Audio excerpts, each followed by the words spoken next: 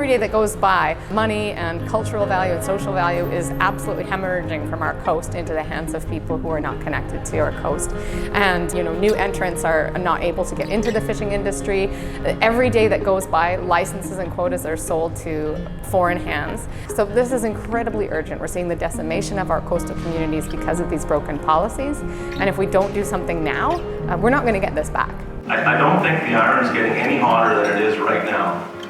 And we've identified some of these key recommendations. We've heard a lot of voices, and it's time to just act on these things and get them done. We're here today talking about the very much needed changes to fisheries policies in BC that we really need to happen in order to bring social, cultural, economic value of fisheries back into the hands of people in coastal communities in BC.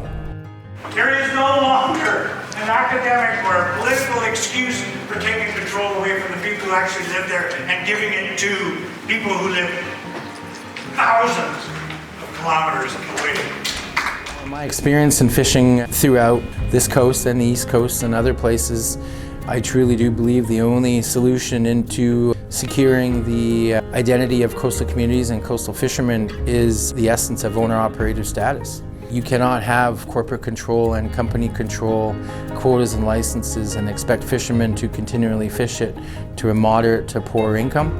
A lot of fishermen struggle these days here in BC with just the factor of just keeping their boat afloat at the dock. There is money being made here, but it's not going to the right avenues and the right individuals or the right persons who are harvesting our resources today, and that really does need to change if we're going to be viable and sustainable in seasons to come. People in this room don't feel heard by the federal government. They don't feel that their voices are represented in the decision making. That's a major problem that we hear over and over again. They're going through that report, the 20 recommendations, piece by piece, taking them apart, deciding which ones are the most important, which ones are the most urgent. I think that the FOPO recommendations put forward really help give the power back to the independent fishermen who work so hard out there to be there and support their communities. The primary challenge that I've experienced as a commercial fisherman is the ability to access licensing and quota. You find that you don't know who has the quota, you don't know where it is, you can't find it, you don't even know who to call. So it's really a he said, she said industry where if you get lucky, you find someone with quota, but they also have agreements into the future. It makes it really difficult, really challenging for anyone who's young to try and enter the industry.